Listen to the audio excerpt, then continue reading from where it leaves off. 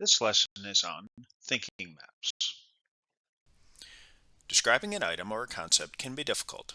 It's probably not hard for you to describe a flower or a dog. It might be difficult to keep your description organized in your mind. What gets even trickier is when you're asked to describe or define main and supporting ideas of a story or the cause and effect of a specific action. Your thoughts and ideas can get easily confused, or you might even forget some of your descriptions and conceptual thoughts.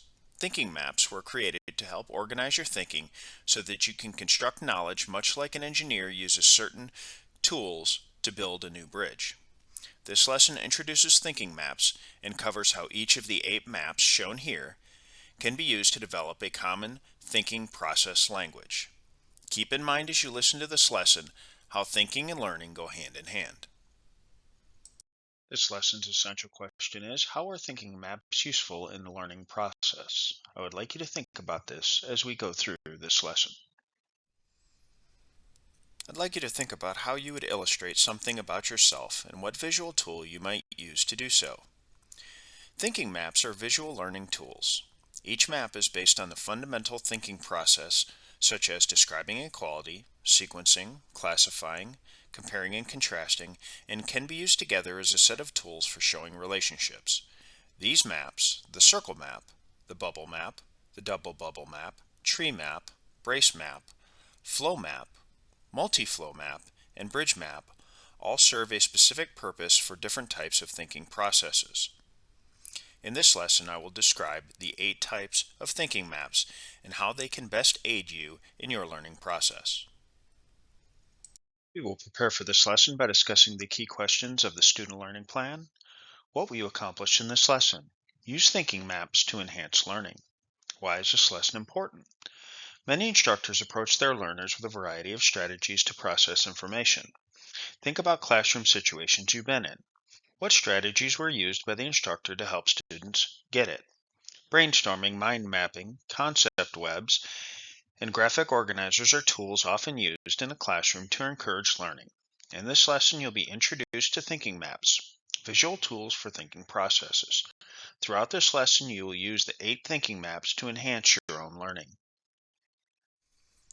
The learning objectives for this lesson are: identify the types of thinking processes, relate thinking to learning, correlate thinking processes to the 8 thinking maps, use thinking maps to visually represent a learning objective, define keywords, analogy, a comparison of similarities between two things that are otherwise unalike in order to further explain a concept. Brace map, a visual learning tool used to analyze physical objects and show whole-part relationships. Bridge map, a visual learning tool used to apply the process for seeing analogies. Bubble map, a visual learning tool used for describing, with adjectives only, the qualities of a person, place, or thing. Circle map, a visual learning tool used for brainstorming ideas. Double bubble map, a visual learning tool used for comparing and contrasting two things or people. Flow map, a visual learning tool used to sequence and order information. Multiflow map, a visual learning tool used to show and analyze cause and effect relationships. Relating factor, similar phrase that fits on both sides of an analogy. Tree map, a visual learning tool used for classifying things and ideas into categories. I'm sure that most of you have used visual tools before.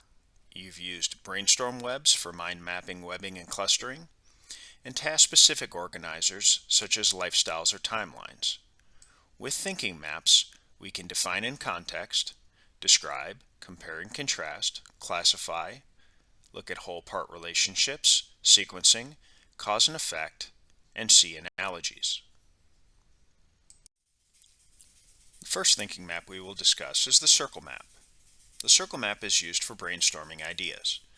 Circle maps are visual tools used to help define a big thing or idea. They are great for collecting ideas when brainstorming or gathering prior knowledge about a topic. The thought process behind a circle map is to define in context and answer the question, how are you defining this thing or idea?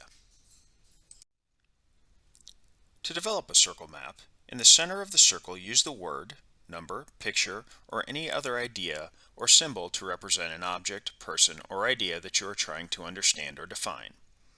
On the outside circle, write or draw any information that puts the object, person, or idea into context. This type of map shows the most random type of thinking. The frame is used as an extension of the circle map or any other thinking map. After creating a circle map, draw a square frame outside the circles. In the space between the frame and the circle, write the information that shows the influence or background experience on how you define something in context. This example defines the context of a red rose. Notice all of the descriptive words collected in the brainstorming. This circle map can answer the question, how would you define a red rose? If you look in the picture on the right, you see the frame around it. The person put outside of the circle but inside of the frame how they developed the words to define red rose based on their experience. All right, our first question. You arrive late to class. After admitting that it was your fault, you joined a small group that was creating this thinking map. Since you don't want to cause any more interruptions, you evaluate the thinking map and help the group as they blank. Is it A, show the part-whole relationships of computers and their parts? B, estimate the cost of computers and accessories? C, brainstorm information to help define computer? Or D, analyze the procedure for setting up a computer system? The answer is C, brainstorm information to help define computer. The bubble map is used to describe qualities of a person, place, or thing. The thought process behind the bubble map is describing with adjectives only. The bubble map should answer the following questions. What adjectives would you use to describe a person or thing? What descriptors pertaining to sound, sight, or smell would you use to identify the qualities of a thing? To develop a bubble map, in the middle circle, write the name of the object that you want to describe. Then, in the 6 surrounding circles, write the adjectives or adjective phrases that describe the object. A bubble map should answer the question, which adjective would best describe this object? By the time the bubble map is finished, it may look similar to a web or a cluster. Bubble maps are also useful in developing vocabulary, distinguishing between fact and fiction, and valuing or evaluating. They should not be used for brainstorming. In this picture, notice that in the bubble map example, the outside circles use adjectives to describe red roses and sensory descriptors to describe the quality of red roses. Next question. As part of an exercise to help learn thinking maps, your class was broken down into teams of 2. One person was supposed to draw a thinking map, and the other was supposed to guess what the other was trying to visually learn. What is your teammate trying to show with this thinking map? Is it A, the steps someone needs to take to become a fireman? B, the qualities that he thinks firemen possess? C, the comparison of similar qualities for firemen and policemen?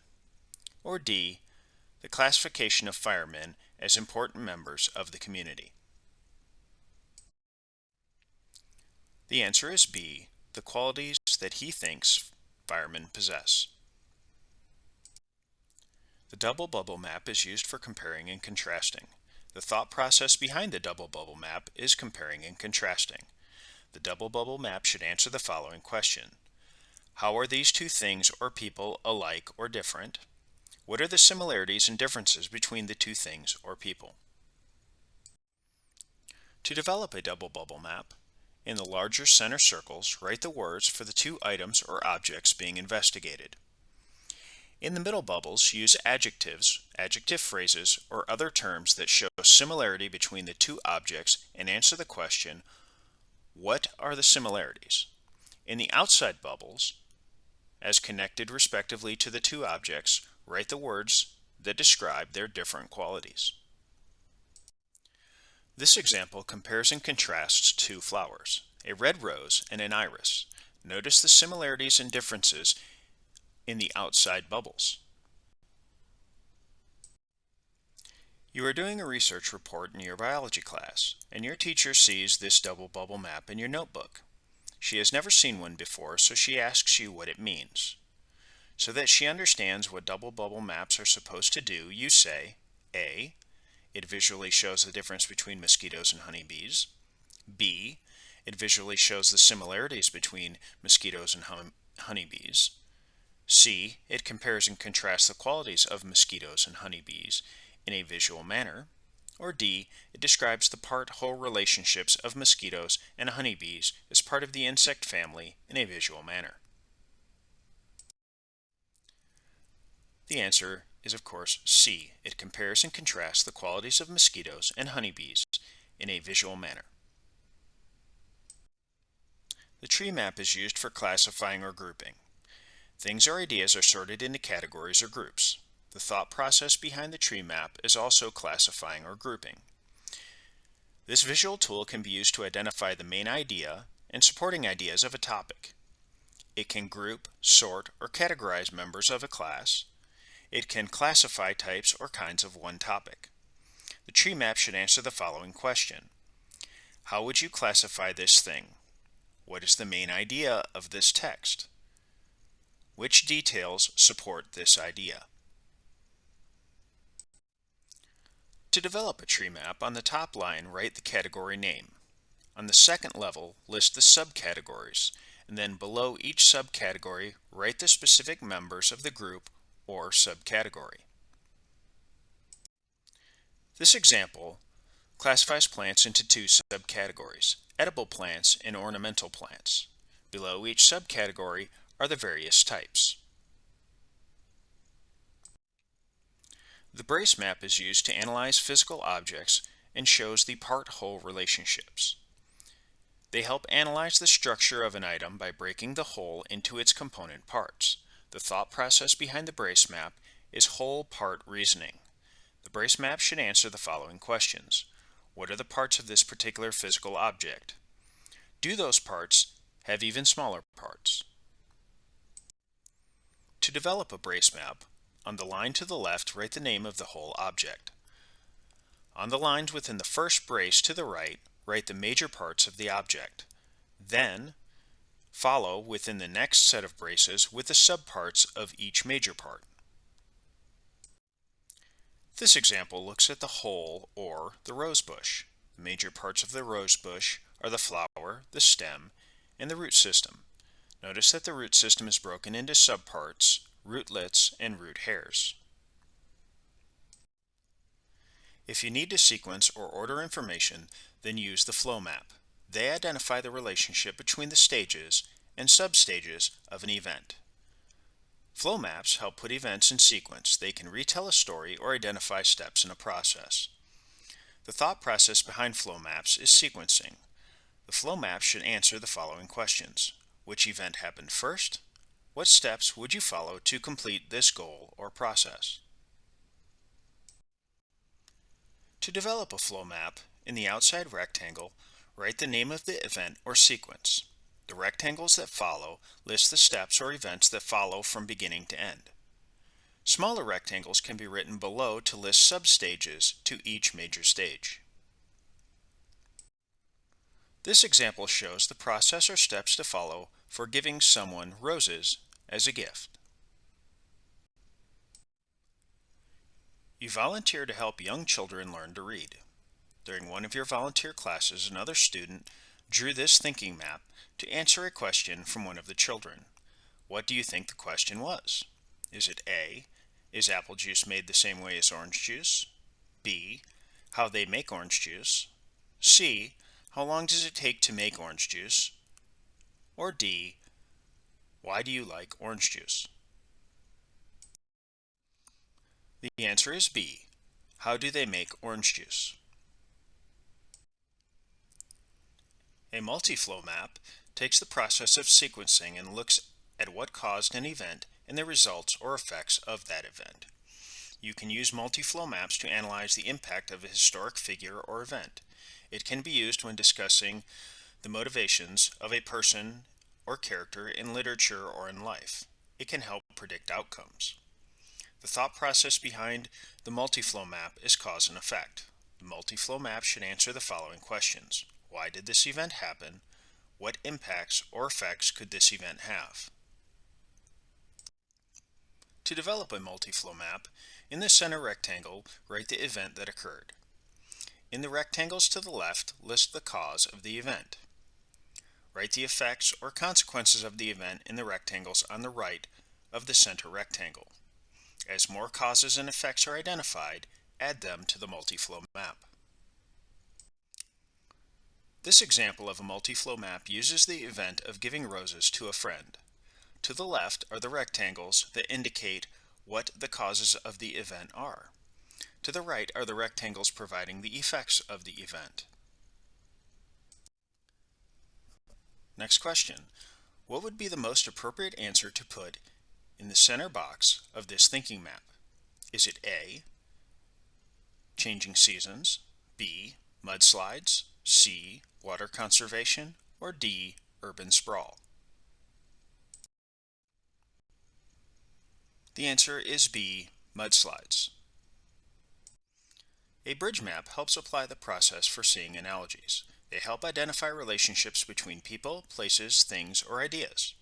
The thought process behind the bridge map is seeing analogies. The bridge map should answer the following questions. How are these two things related? What other things have the same relationship? When using a bridge map, on the line to the far left, write in the relating factor. On the top and bottom of the left side of the bridge, write the first pair of things that have this relationship. On the right side of the bridge, write the second pair of relationships that have the same relationship. The line of the bridge represents the relating factor, that is, bridge over from one side of the analogy to the other.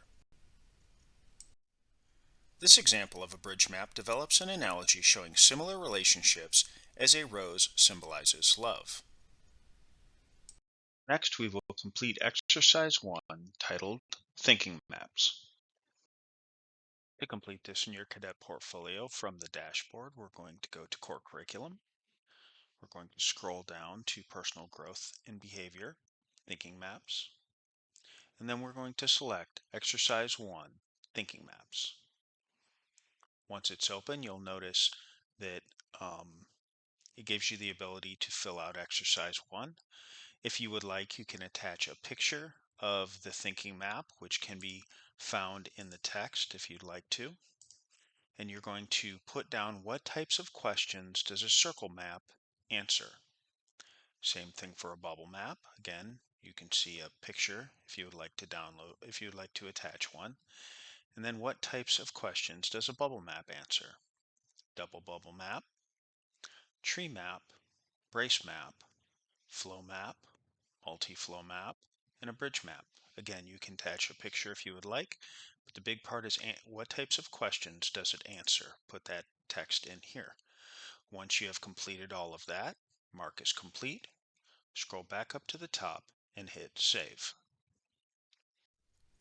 Alright, now we're going to go through some check on learning questions. Choose the word that best completes the sentence below. The map used for seeing analogies is a blank. Is it A, circle map, B, tree map, C, bubble map, or D, bridge map? The answer is D, bridge map. Next question. A blank is a tool used for classifying and categorizing. Is it A, multi-flow map, B, tree map, C, brace map, or D, double bubble map? The answer is, of course, B, tree map. Next question. Choose the word that best completes the sentence below. The map used for brainstorming is a blank.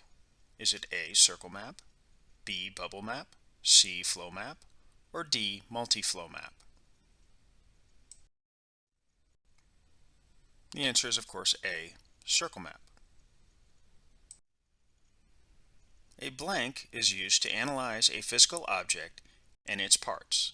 Is it A, circle map, B, tree map, C, brace map, or D, bridge map? The answer is C, brace map. Choose the word that best completes the sentence below. A blank is used for describing qualities. Is it A, tree map, B, flow map, C, double bubble map, or D, bubble map? The answer is D, bubble map. A blank is used as a tool to determine sequencing. Is it A, circle map, B, flow map, C, bubble map, or D, bridge map?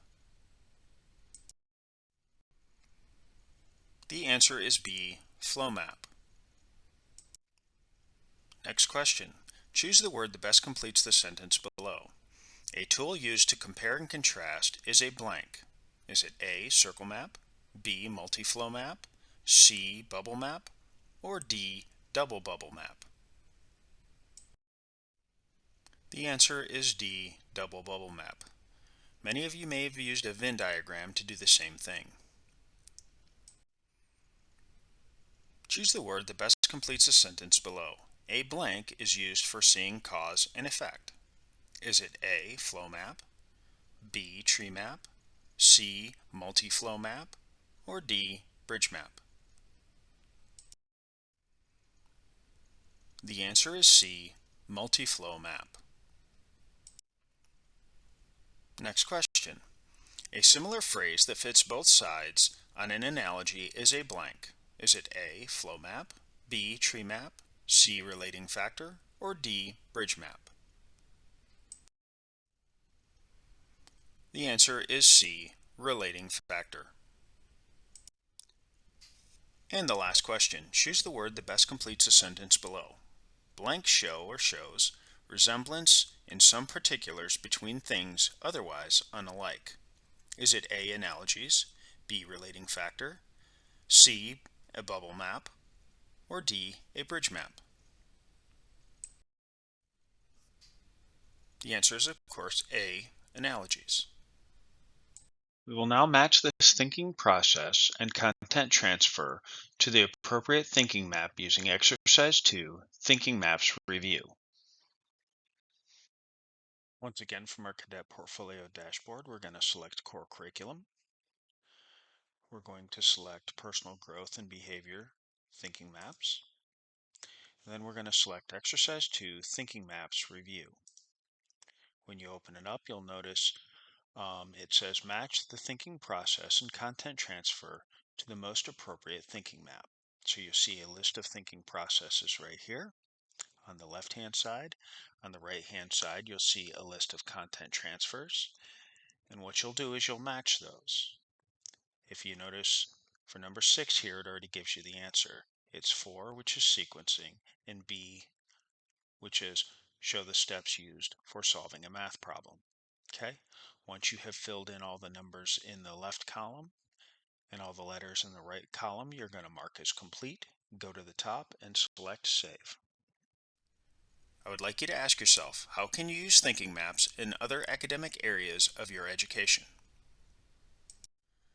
Think about what thinking maps you could create for content material in another subject. Next, we are going to complete the performance assessment task for this lesson. In our cadet portfolio, we're going to select core curriculum. We're going to go down to personal growth and behavior thinking maps. Then we're going to go down to this last one, performance assessment task. The instructions. For this performance assessment task, you will create a variety of thinking maps and a written summary of how you use these maps to improve learning. For this assessment, you will select a text or chapter or course subject where you need to remember information and new ideas, or must read quite a bit of content.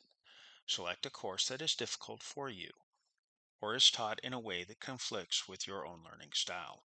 Try to create all 8 thinking maps to help you understand the content or skills necessary for your course.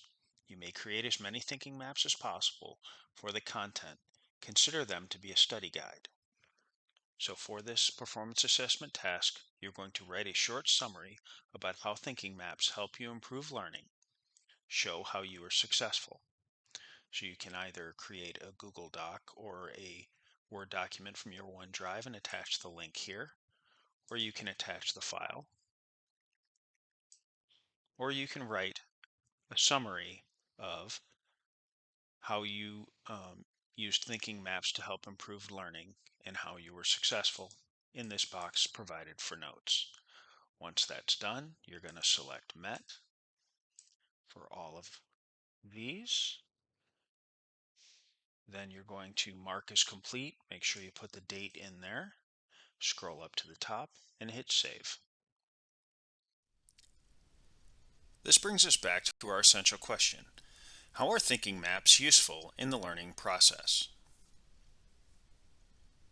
In conclusion, thinking maps defined in this lesson were designed to help you develop a consistent way to process your thinking to help you more effectively.